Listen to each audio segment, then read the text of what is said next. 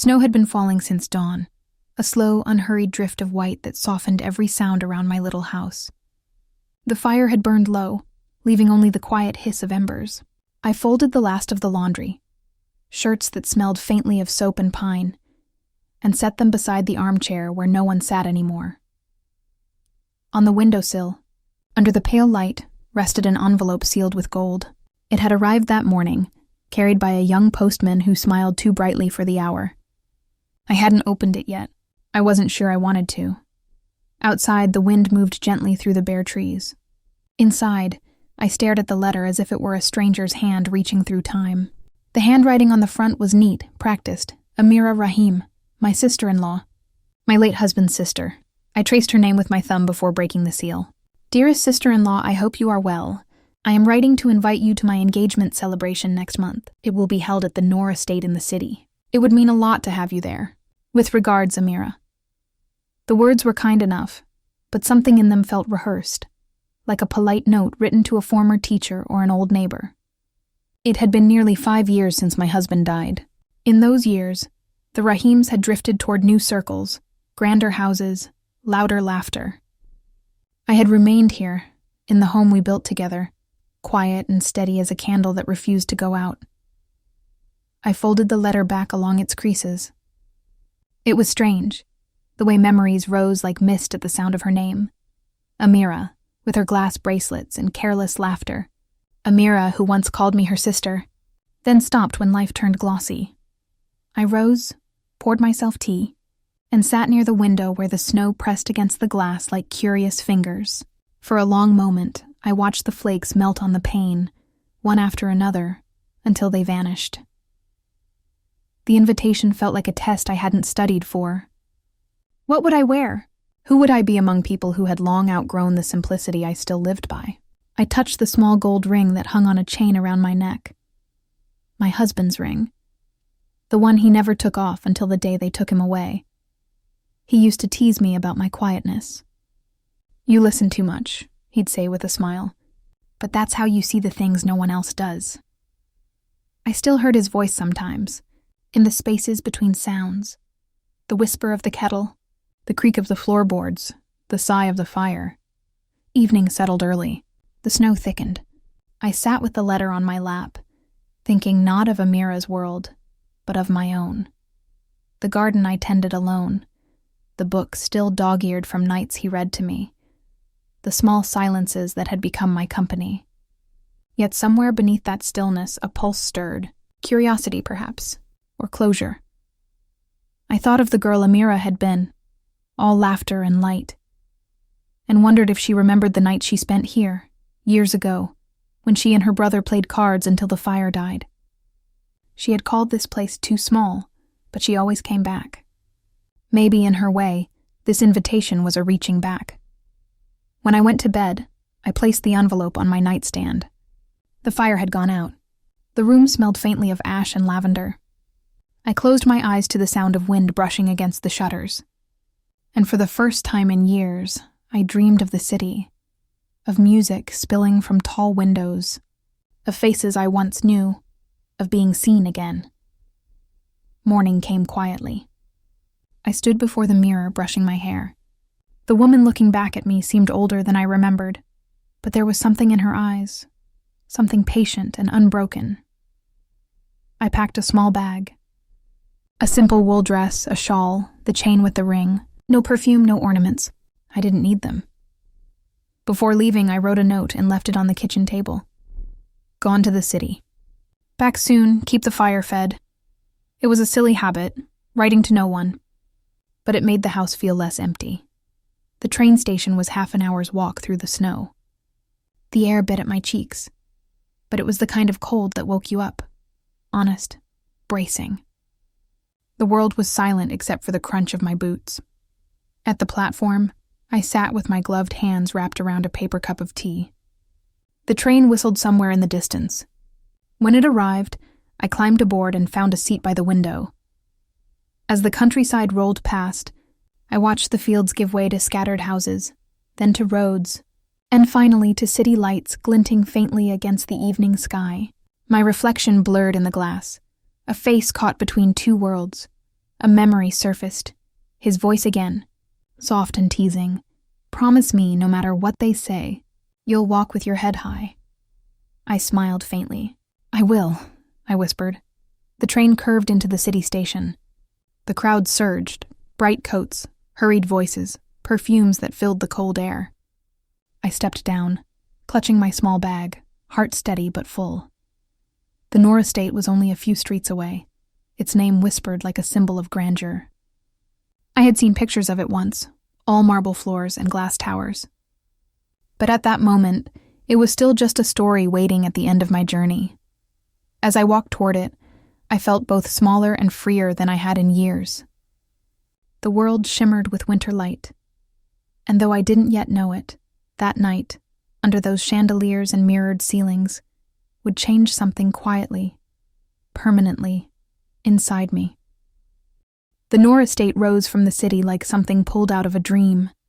Vast marble steps, golden light pouring from high-arched windows, music floating through the air like perfume.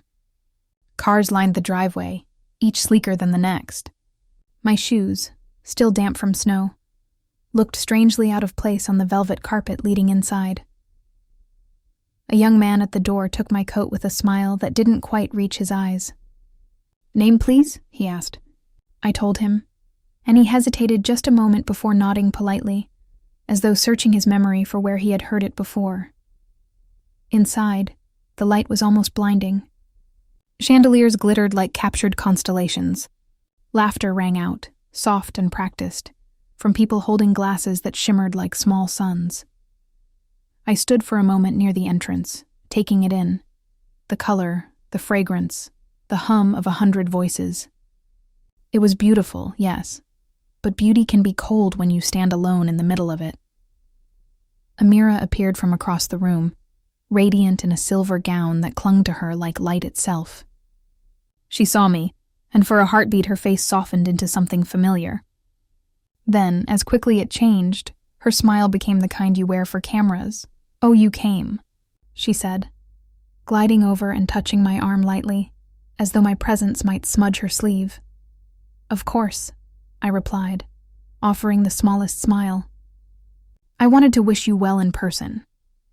Her fiancé approached, tall, handsome, the kind of man who had never known the language of scarcity. He shook my hand, polite but distracted, already scanning the room for someone more important. Amira leaned close and whispered, "You must meet everyone. They'll be thrilled you're here." But when she led me to the group of guests, her friends, glittering like ornaments, she introduced me not as family but simply as someone very dear to us from my brother's time. Her words landed softly but cut deep. From my brother's time. As if that time had ended, as if I too were something folded away in a forgotten album. I smiled, nodding when they complimented the estate, the decor, the imported champagne. Their voices blurred into a river of pleasantries. I felt myself drifting, half invisible in a room too bright for comfort. A waiter passed with a tray of canapés, and as I reached to take one, a woman nearby stopped him with a snap of her fingers. "Excuse me," she said, mistaking me for staff. "Could you fetch more napkins, please?" The room spun in slow motion. The waiter hesitated, glancing between us. The woman's eyes flicked over my simple dress, my unadorned hands, and settled with quiet certainty. I opened my mouth, then closed it. The moment was small, almost trivial, but it filled the air like smoke. "I don't work here," I said softly. The woman's face flushed, then hardened into polite embarrassment. "Oh, my mistake," she murmured, but the damage had already settled. Around us, a few guests smiled awkwardly, the kind of smile meant to say, "Let's move on," but nothing truly moved.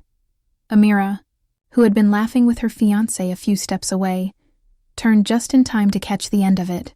She met my gaze for a second, only a second, and then looked away. I excused myself quietly. In the corridor, the noise dimmed into a distant hum. I stood by a tall mirror, the kind that shows you too clearly who you've become. The reflection staring back at me looked smaller than I remembered, but her eyes, They were steady. The hall smelled faintly of lilies and polish. Somewhere beyond the wall, music began again. A soft violin piece I half recognized from years ago. A memory rose unbidden. Amira at 19, spinning barefoot in the old courtyard, laughing as my husband clapped in rhythm. That laughter had been real then, raw and bright. Now it was practiced, trimmed into shape like the roses in the estate garden. I pressed my palm over the ring beneath my collar, feeling the familiar curve of metal against my skin. He would have hated this world of brittle smiles. He used to say, "If they can't look you in the eye while they speak, their words are empty." A pair of guests passed behind me, their voices low. Who was that woman Amira was talking to earlier? Not sure. Maybe one of the housekeepers? She looked. The rest was lost in the swell of laughter. I walked toward the side door that led to the terrace. Cold air met me like an embrace. The city glowed beneath a thin veil of snow, streets winding like ribbons of silver. The silence was almost kind. Inside, applause erupted. Amira must have made her toast. I watched her through the glass, standing tall, surrounded by people who sparkled with borrowed light. I wondered if she felt the chill of the world outside that window. I wondered if she remembered me holding her hand when she cried at her brother's funeral, when she promised, through tears, that we would always be family. Promises, I'd learned, could fade even faster than warmth from a fire. I stayed there until the applause turned to music again, and the music to chatter. My breath fogged the glass, blurring the scene until it was nothing but shapes and colors. Strangers in a house that once might have known love. When I finally turned to leave, a voice behind me stopped me. "Are you going already?" It was Amira. Her smile was polite, careful. There was guilt in her eyes, faint but there. "I thought I'd head back," I said. "It's a long trip. You didn't even eat. At least stay for dessert," she offered, the kind of kindness people use to ease their own conscience. I shook my head. "I've had my fill." For a moment she looked at me, really looked, the way she used to when she still saw me as family. Then her gaze dropped to my simple shoes, the snow clinging to the hem of my dress, and she nodded. "All right," she said softly. "Take care of yourself." Her fiancé called her name from across the hall. She turned, her smile reforming instantly, effortless as breathing. I walked out the side door and down the steps. The snow had thickened. My breath rose in small clouds as I made my way toward the street. Behind me, the estate shimmered, a palace of glass, glowing against the winter dark. The cold bit through my coat, but it didn't bother me. There was a strange steadiness inside, not anger, not sadness, just a clear, quiet knowing. They thought they saw a housekeeper. Maybe they weren't entirely wrong. A housekeeper tends to what others overlook: dust, warmth, small corners of light. And I had kept something all these years. A love that didn't vanish, a dignity that couldn't be taken. I paused at the gate, looking back once more. Music floated faintly through the air, sweet and hollow. Then I turned and walked into the falling snow, the city lights flickering like distant candles. Each step away from the Nora estate felt like a step back toward myself. The bus was almost empty when I boarded. The driver gave a curt nod, the kind reserved for late-night travelers, the kind that said, "We've all been somewhere we'd rather forget." I took a seat by the window. The heater rattled faintly, spreading a thin warmth that smelled of dust. Outside, the snow fell heavier now, swirling under the glow of street lights. The city blurred past, towers, signs, laughter spilling from bars, all dissolving into quiet shapes behind the fogged glass. My reflection watched me from the window. My hair slightly undone, eyes rimmed with tiredness, lips pressed together in something between calm and ache. I touched the small gold ring on the chain beneath my coat, feeling its weight, familiar, grounding. There was no anger, only a stillness that reached all the way down to the bones. I thought about the hall, the chandeliers, the murmurs, the way Amira's eyes had darted away when the word housekeeper drifted through the air, the way I had smiled, a small, steady smile that had cost me every ounce of grace I had left. A woman across the aisle was rocking her sleeping child, the soft hum of a lullaby threading through the rhythm of the road. I found myself watching the rise and fall of the little chest, the way the mother's hand rested protectively over her heart. It reminded me of how I used to rest my hand on my husband's arm as he slept, feeling the pulse beneath his skin. Proof of life, proof of belonging. The bus slowed at a stoplight. Through the fogged glass, I saw the bakery where he and I once spent every Sunday morning. The sign was gone now, the windows boarded, but I could almost smell the cinnamon, hear his laugh when I accidentally spilled coffee on the table. I pressed the back of my hand against my mouth, not to hide tears, but to hold the memory still, not let it float away. When the bus stopped near our old street, I rose and stepped out into the snow. My boots sank into the soft white. The air was thick with silence, the kind that feels alive, listening. The houses looked smaller now, each one huddled beneath the weight of winter. But the lamplight still touched the same corners, and the wind still whispered through the same trees. I walked slowly, letting the past and present fold together. Every step brought a memory. The night we carried furniture through the rain. The morning he painted the front door blue because he said, "Every home should have a sky of its own." I stopped at the bench across from our old house. Snow covered its slats, but I brushed a space clear with my glove and sat down. For a long time, I said nothing. Just breathed. Just listened. From my purse, I pulled out the engagement invitation, its gold edges now soft from being handled too much. I looked at it one last time, tracing the delicate script, the elegant letters that had seemed so far away from the world I lived in. Then, carefully, I tore it. One slow tear down the center, then another, until the pieces were small enough for the wind to take. The snow carried them away, scattering them like pale petals. It felt almost like a prayer. A soft voice startled me. "Are you all right, dear?" I turned. An elderly woman stood a few feet away, her small dog wagging its tail near her boots. Her coat was thick, her hat askew, her face kind. "I'm fine," I said, smiling faintly. "Just walking home." She studied me for a moment, then nodded. "Cold night to be walking. I always think the cold makes us remember things we'd rather not." I let out a quiet breath that might have been a laugh. Maybe remembering is the only way to let them go. The woman smiled, eyes soft with understanding. "Well then, remember kindly." She reached into her coat and handed me a small paper cup, coffee steaming. "Take this. It's strong, but it warms." I took it carefully, my gloves brushing hers. "Thank you," I said. "Good night, dear." She tugged at her dog's leash and continued down the street, her figure growing smaller against the snow. I watched her go, the warmth of the coffee spreading through my hands. It was such a small gesture, but in that moment, it filled the hollow the evening had left behind. Inside me, something unclenched. I stood, finished the drink, and tucked the empty cup into my bag. Then I walked the rest of the way home, following the faint glow that marked my porch light in the distance. When I reached my door, I stopped. The window beside it was frosted over, but I could still see the shapes within. The chair by the fire, the folded quilt, the lamp waiting to be lit. My home. Small, warm, patient. I brushed snow from my shoulders and turned the key. The door opened with its familiar creak.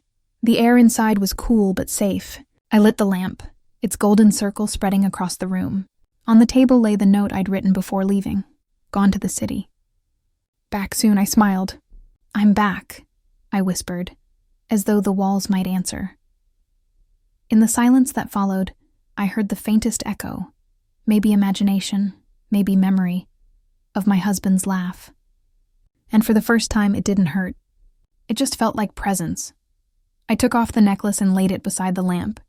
The ring gleamed faintly in the light, its edges catching firelight like a heartbeat. I rested my fingers on it and closed my eyes. He had once told me, "When people forget your worth, don't remind them. Just walk away and keep your heart clean." Now I understood, truly. Outside, the snow fell softer like feathers. I opened the window just a crack, letting the night air drift in. It smelled of pine and something pure, the promise of new beginnings, perhaps. The world hadn't changed. The people at the Noor estate would wake tomorrow to their chandeliers and silverware and their careful, glittering lives. But something in me had shifted, a quiet, irreversible tilt toward peace. I no longer needed to be remembered. I only needed to remember myself. When I finally lay down, the sound of the wind was soft, like a lullaby meant for those who've made peace with being unseen. And before sleep found me, I whispered to the dark, "They saw a housekeeper tonight, but maybe that's what I truly am, someone who keeps what's sacred." Then I closed my eyes, and the snow kept falling, steady and silent, over everything I once thought I'd lost.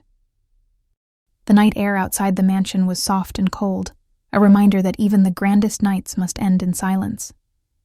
Music drifted faintly through the open windows, laughter spilling over champagne, but I stood by the gates with my shoes in hand, feeling the gravel beneath my feet. The lights inside were bright and golden, but out here the stars were my company. For the first time that evening, I breathed freely. The hurt still lingered. Their laughter, that careless word. Housekeeper. It clung to me like perfume I hadn't chosen. But as I walked down the long drive, each step felt lighter, as though the sound of my heels against the earth was rewriting what that word meant. I was not their housekeeper. I was the keeper of my own peace, the guardian of my small, quiet world that they could never touch.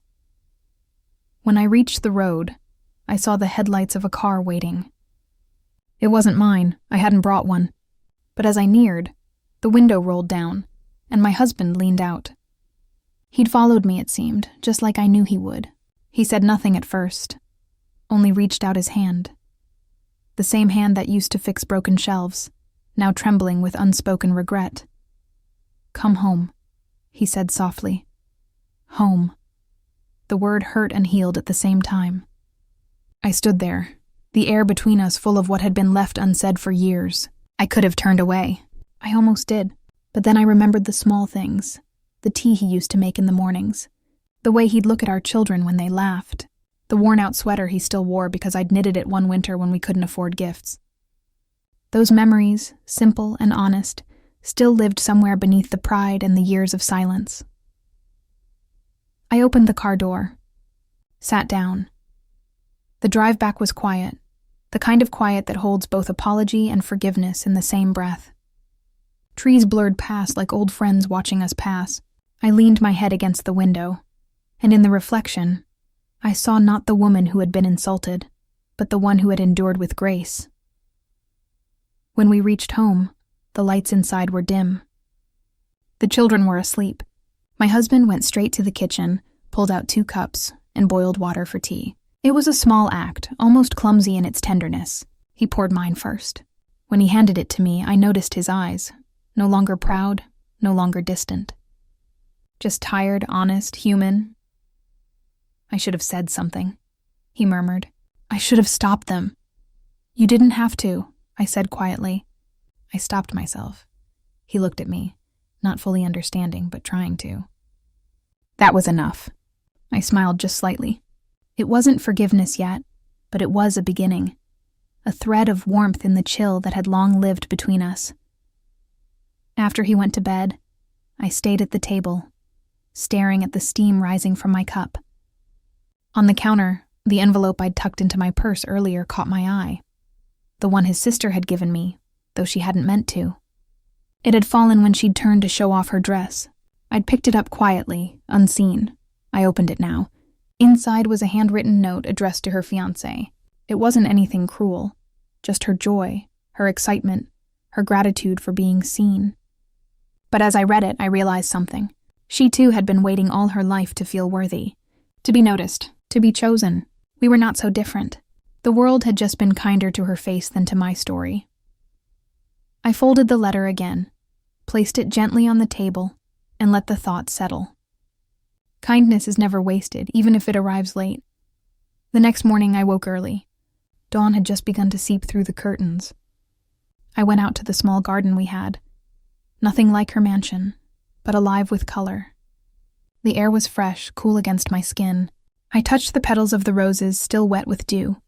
They were beautiful in their simplicity, in the way they bloomed without witness or applause. As I knelt to pull a few weeds, I heard a faint voice, my daughter calling from the window. She waved at me sleepily, her little hands still soft with dreams. "Mama," she said, "come inside, it's cold." I smiled. "In a minute," I called back. When I stood again, I looked around, at the small patch of land, the home with its cracked paint and soft, familiar smell. I thought of the chandelier that glittered last night, the polished marble floors, the laughter that wasn't mine. And then I thought of this moment, of sunlight touching the grass, of breath and peace and ordinary beauty. This was mine. This was where I belonged. Later that week, I went to return the letter. She opened the door, surprised, her eyes flickering between guilt and confusion. I handed it to her and said, "You dropped this." Her lips parted, unsure whether to thank me or apologize. But I didn't need either. "You'll make a beautiful bride," I said simply. Something softened in her expression. Maybe she saw for the first time not the housekeeper they had mistaken me for, but the woman her brother had chosen, quiet, steady, and kind. She whispered, "Thank you." I smiled again, turned, and walked away. The sun was setting behind me, turning the air gold. As I reached the gate, a breeze lifted the loose strands of my hair, and for the first time in a long while, I felt light. Empowerment, I realized, doesn't always come from standing tall in a crowd. Sometimes it comes from walking away, from knowing your worth without needing to prove it. That night, as I tucked my children into bed, my daughter asked, "Mama, were you sad at the party?" I looked at her, her wide, curious eyes, her hand resting on my arm. "For a moment," I said softly. "But then I remembered who I am." She smiled sleepily. "You're my mama," I kissed her forehead. "Yes," I whispered. And that's enough. The room grew quiet. The only sound was the faint hum of the world outside, still turning, still alive. I sat there for a while longer, watching their peaceful faces, feeling something warm unfurl in my chest. Later, when I stepped outside again, the moon hung low over the fields.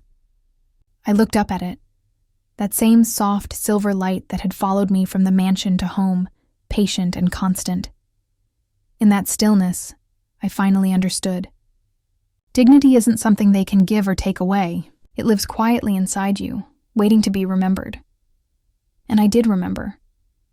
So when I walked back inside, closing the door behind me, I whispered to the dark, "I am not who they said I was. I am who I've become." And for the first time, I believed it. If this story touched you, subscribe or share where you're watching from. These stories matter